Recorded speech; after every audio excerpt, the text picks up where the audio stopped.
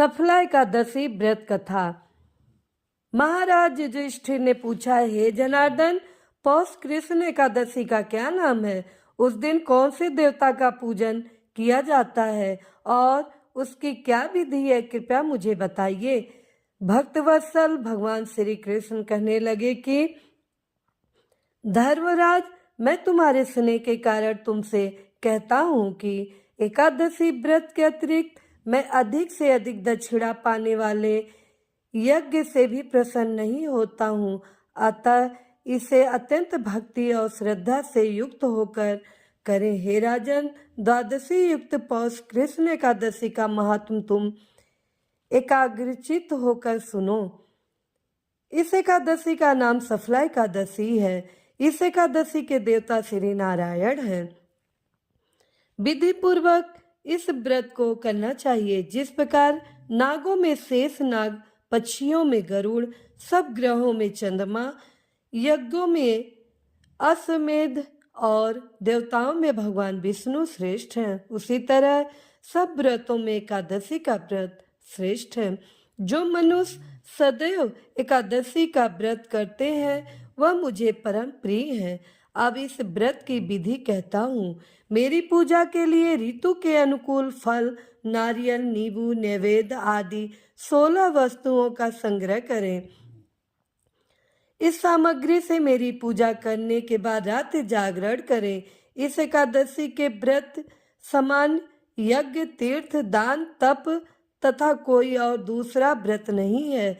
5000 वर्ष तप करने से जो फल मिलता है उससे भी अधिक सफला एकादशी का व्रत करने से मिलता है। हे राजन, अब आप इस एकादशी की कथा सुनिए। चंपावती नगरी में एक महिष्मान नामक राजा राज करता था। उसके 4 पुत्र थे। उन सब में लुम्पक नाम वाला बड़ा राजपुत्र महापापी था। वह पापी सदा पर स्त्री और वेश्यागमन तथा दूसरे बुरे कर्मों में अपने पिता का धन नष्ट किया करता था। सदैव ही देवता, ब्राह्मण, वैष्णव की निंदा किया करता था। जब राजा को अपने बड़े पुत्र के ऐसे कुकर्मों का पता चला तो उन्होंने उसे अपने राज से निकाल दिया। तब वह विचारने लगा कि कहाँ जाऊं, क्या करूं। अंत में उसने चोरी करने का निश्चय किया। दिन में वह वन में रहता और रात्रि को अपने पिता की नगरी में चोरी करता तथा प्रजा को तंग करने और उन्हें मारने का कुकर्म करता। कुछ समय पश्चात सारी नगरी भयभीत हो गई। वह वन में रहकर पशु आदि को मारकर खाने लगा। नागरिक और राज के कर्मचारी उसे पकड़ लेते किंतु राजा के भय से छोड़ देते। वन के एक अति प्राचीन विशाल पीपल का वृक्ष था। लोग उसकी भगवान के समान पूजा करते थे। उसी वृक्ष के नीचे वह महापापी लुम्पक रहा करता था।